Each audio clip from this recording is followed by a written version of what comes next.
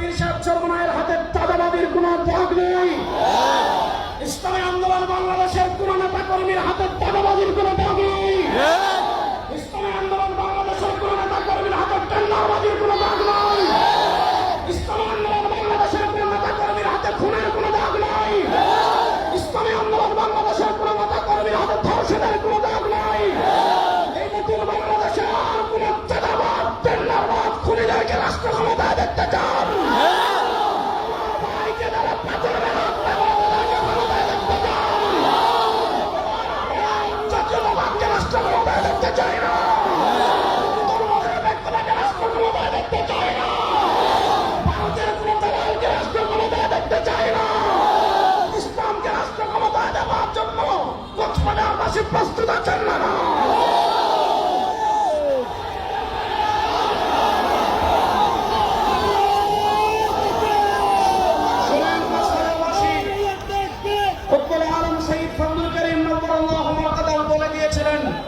শুধু নেতা নয়, নিজেরও পরিবর্তন চাই।